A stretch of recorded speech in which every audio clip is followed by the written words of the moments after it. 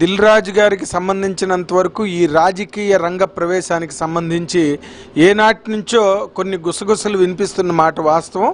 ఆయన్ని కొన్ని ప్రధానమైన పార్టీలు రాజకీయ రంగంలోకి రమ్మని కూడా అడుగుతుండడం అన్నది అందరి దృష్టిలోనే ఉంది.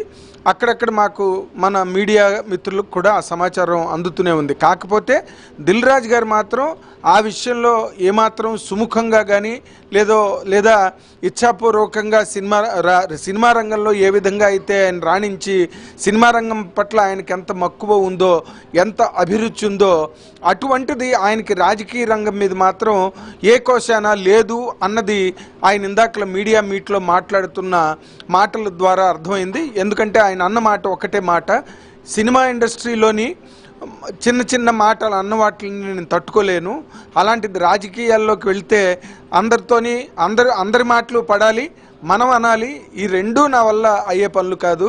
ఎందుకంటే నేను చిన్న మాట అన్నప్పటికీ కూడా నేను చాలా బాధపడతాను. అంచేత రాజకీయాలు అన్నది అసలు నాకు సూట్ కావు, రాజకీయాల్లోకి వెళ్ళాలన్న ఆలోచన నాకు ఏ కోశానా లేదు అని ఆయన తెగేసి చెప్పడం జరిగింది. కాకపోతే ఆయన మీద తీవ్రమైన ఒత్తిడి ఉంది ప్రధానమైన పార్టీలు అన్నింటిలోనే. ఎందుకంటే ఆయన ఒక ప్రముఖమైన వ్యక్తి, తెలంగాణలోనే కాదు, రెండు తెలుగు రాష్ట్రాల్లోనే కాదు, భారతీయ చిత్ర పరిశ్రమలోనే దిల్ రాజు గారు అన్న వ్యక్తికి ఒక గోల్డెన్ హ్యాండ్ ప్రొడ్యూసర్గా, ఎంతమందో దర్శకుల్ని సినీ రంగ ప్రవేశం చేయించిన ఒక గోల్డెన్ గేట్గా ఆయనకు మంచి పేరుంది బాలీవుడ్ టు టాలీవుడ్. అలాగే మనకి రాష్ట్ర రాజకీయాలు చూసుకుంటే గనక సినిమా రంగంలో లబ్ధ ప్రతిష్ఠులైన వాళ్ళు, చాలా ఎక్కువ కీర్తి ప్రతిష్టలు సంపాదించుకున్న వాళ్ళు, బ్రహ్మాండమైన పర్సనాలిటీలుగా ఎదిగిన వాళ్ళు అందరూ కూడా ఎన్టీ రామారావు గారి దగ్గర నుంచి తీసుకుంటే అందరూ రాజకీయ రంగంలోకి వచ్చిన వాళ్ళే. అలాగే ఇప్పుడు రాజకీయ పార్టీలు కూడా ఏం చేస్తాయంటే వాళ్ళు రాజకీయాలను ఆశ్రయించకపోయినా ఇటువంటి ప్రముఖులు వీళ్ళు వెళ్ళి వాళ్ళని ఆశ్రయిస్తారు. ఎందుకంటే వాళ్ళ పార్టీకి క్షేత్రస్థాయి నుంచి చాలా బలం పుంజుకుంటుంది, లేదా పార్టీగతంగా వాళ్ళకి చాలా ఒక రకమైన హోల్డు, అండాదండలు లభిస్తాయి, పబ్లిక్లో ఒక గుర్తింపు, ఒక క్రేజు వస్తాయన్న ఒక ఆలోచన, మౌలికమైన ఒక ఆలోచనతో ఇటువంటి ప్రముఖమైన వ్యక్తుల్ని రాజకీయాల్లోకి లాగడానికని ప్రయత్నం చేస్తారు. ఆ ప్రయత్నం దిల్ రాజు గారి మీద ఎప్పటి నుంచో జరుగుతుంది. కానీ దిల్ రాజు గారి వాటిని చాలా సున్నితంగా తిరస్కరించుకుంటూ ఇప్పుడు కాదు అంటూ ఆయన పక్కకి వాటిని తోసుకుంటూ సినిమా రంగంలో మాత్రమే అతను నిలదొక్కుకోవడానికి, ఎందుకంటే రేపటికి ఆయన కెరీర్లో దాదాపుగా 2 దశాబ్దాల సుదీర్ఘకాలం, అంటే ఒక నిర్మాతగా దిల్ సినిమా వచ్చిన దగ్గర నుంచి ఈ రోజున బలగం రేపు వచ్చి పెద్ద హిట్ అవ్వడం, రేపు 14వ తారీఖున గుణశేఖర్ దర్శకత్వంలో సమంత హీరోయిన్గా చేస్తున్న పాన్ ఇండియా ఫిల్మ్ ఏదైతే ఉందో అత్యంత భారీ బడ్జెట్తో చేసిన సినిమా రేపు ఏప్రిల్ 14న రిలీజ్ అవుతున్న ఈ సమయంలో, ఈ సందర్భంలో ఈ 2 డికేట్స్లో ఆయన జీవితం అంతా కూడా 50 సినిమాలు నిర్మించారు. అన్నీ ఆణిముత్యాలు లాంటి సినిమాలు నిర్మించారు. దిల్ రాజు అంటే క్వాలిటీ సినిమాలకి పెట్టింది పేరుగా, అలాగే ఒక ట్రెండ్ సెట్టర్గా, ఒక అంటే గోల్డెన్ హ్యాండ్గా ఆయన మట్టి పట్టుకుంటే బంగారం అవుతుంది. ఆయన 10 మంది డైరెక్టర్ని ఇంట్రడ్యూస్ చేశారు, ఎంతమందో ఆర్టిస్టులను ఇంట్రడ్యూస్ చేశారు.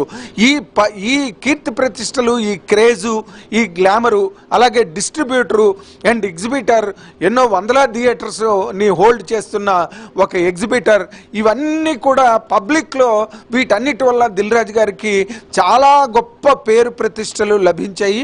అందరి నోట్లోని ఎక్కువసేపు, అంటే ప్రతిసారి నానే మాట ఏదైనా ఉంటే గనక అది దిల్ రాజు అని చెప్పడంలో ఏ రకమైన సందేహం కానీ సంకోచం కానీ అక్కర్లేదు. దానివల్ల ఏంటంటే ఈ రోజున ఎలాగైతే రామారావు గారు వచ్చి నేను రాజకీయాల్లోకి అనవసరంగా వచ్చానని ఆయన ఆ రోజున బాధపడ్డారు, ఆయన రకరకాలు మాట్లాడారు. ఎందుకంటే సినిమా పరిశ్రమలో ఉన్నంతకాలం ఎన్టీ రామారావు గారిని ఒక దేవుడుగా, ఒక వెండితెర వెంకటేశ్వరుడుగా అందరూ పూజించి ఆరాధిస్తే రాజకీయ రంగంలోకి వెళ్ళిన దగ్గర నుంచి ఆయన నానా నీచమైన మాటలు పడి చాలా ఖేదించి ఆయన ఎంతో బాధపడి నేను అనవసరంగా రాజకీయ రంగంలోకి వచ్చానన్న బాధపడ్డ సందర్భం ఉంది. అలాగే మెగాస్టార్ చిరంజీవి గారు కూడా ప్రజారాజ్యం పార్టీ ద్వారా రాజకీయ రంగంలోకి వచ్చి మళ్ళీ అక్కడ ఆయన ఇమడలేక ఆయన మనస్తత్వానికి అక్కడ మనస్తత్వాలు సరిగ్గా సూటు కాక మళ్ళీ సినిమా పరిశ్రమలోకి వచ్చి మళ్ళీ ఖైదీ నెంబర్ 150 ద్వారా మళ్ళీ సినిమా పరిశ్రమలోనే ఆయన కొనసాగాలని అనేక ఇంటర్వ్యూల్లో కూడా ఆయన నా ప్రపంచాన్ని నేను వదులుకుని వెళ్ళిపోయాను, మళ్ళీ నేను నా ప్రపంచంలోకి నేను వచ్చినందుకు నాకు ఎంతో ఆనందంగా ఉంది ఆయన చెప్పడం.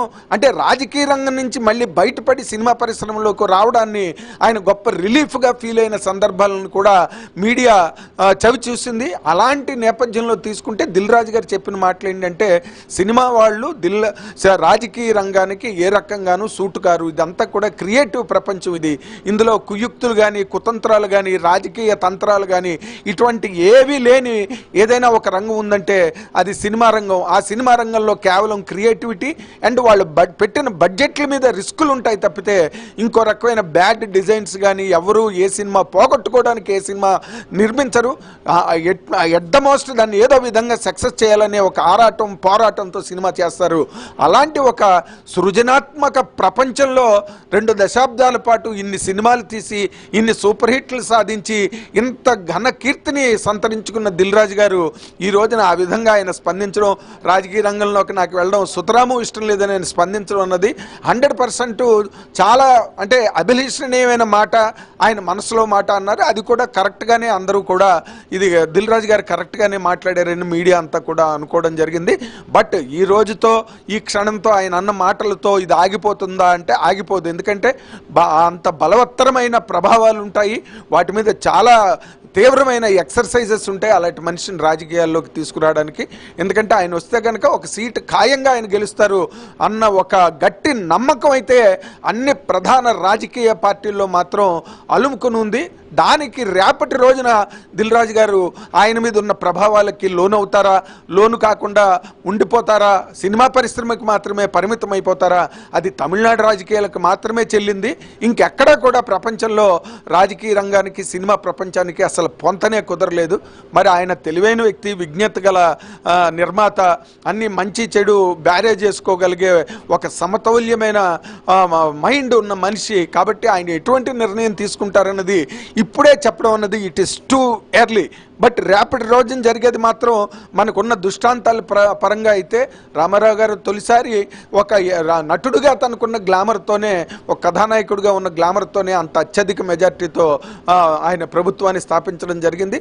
అలాగే చిరంజీవి గారికి కూడా ఒక పక్కన రాజశేఖర రెడ్డి గారు, ఇంకో పక్కన చంద్రబాబు నాయుడు గారు ఇద్దరు కూడా ఒకరితో ఒకరు తలపడుతున్న టైంలో ఆ పోరు మధ్యలో ఈయన కూడా అడుగుపెట్టి దాదాపు 20 సీట్లు పైచీలకు ఆయన సంపాదించుకోవడం జరిగింది, 70 లక్షల ఓట్లను కూడా సంపాదించుకోవడం జరిగింది. ఇదంతా సినిమా గ్లామర్ వల్ల ఏర్పడింది. కానీ తదనంతర కాలంలో వాళ్ళు రాజకీయ రంగంలోని అక్కడున్న ఒరిపిడికి, అక్కడున్న తాకిడికి, ఆ ఒత్తిడికి తట్టుకోలేక సినిమా పరిశ్రమలోకి మళ్ళీ వచ్చి ఊపిరి పీల్చుకుంటున్న సందర్భాలని మనం చూసాం.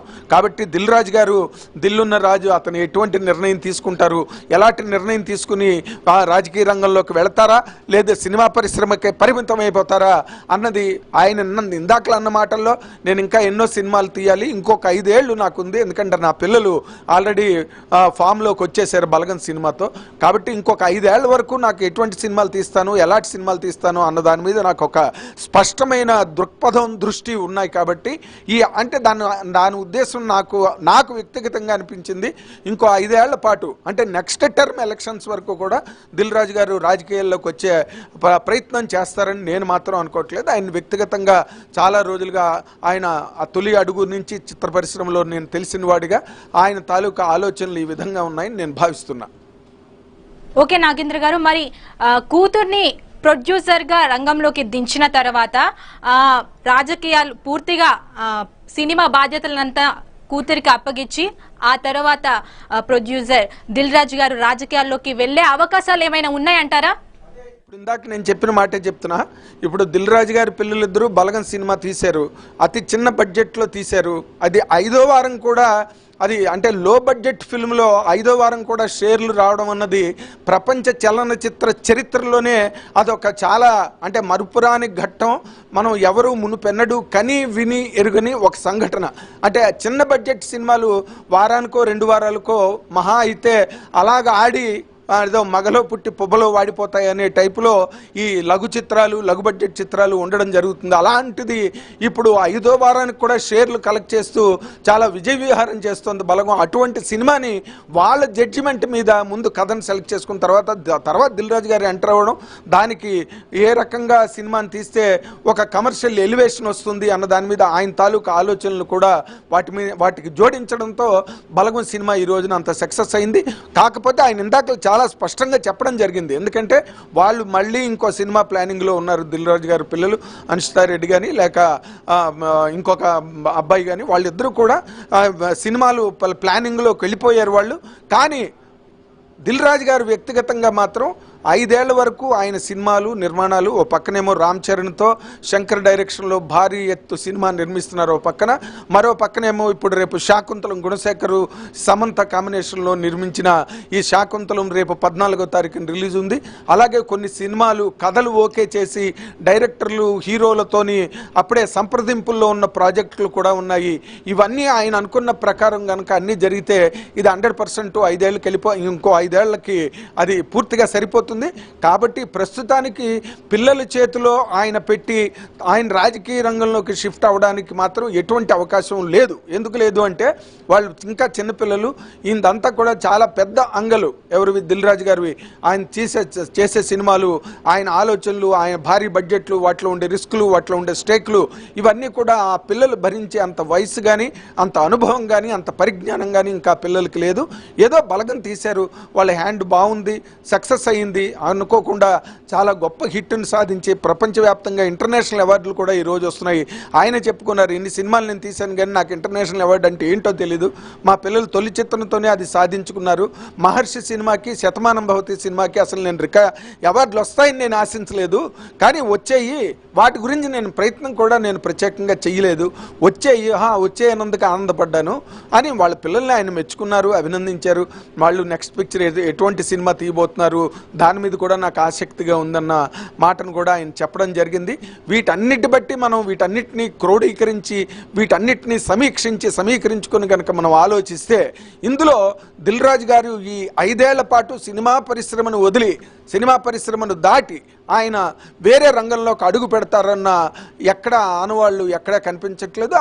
ఆయన మాటల్లో ఆ అర్థం ఎక్కడ ధ్వనించలేదు, ప్రతిధ్వనించలేదని 100% గ్యారంటీగా చెప్పచ్చు. ఆయన మనస్తత్వం కూడా అటువంటిదే. కేవలం సినిమా మేకింగ్ వరకే.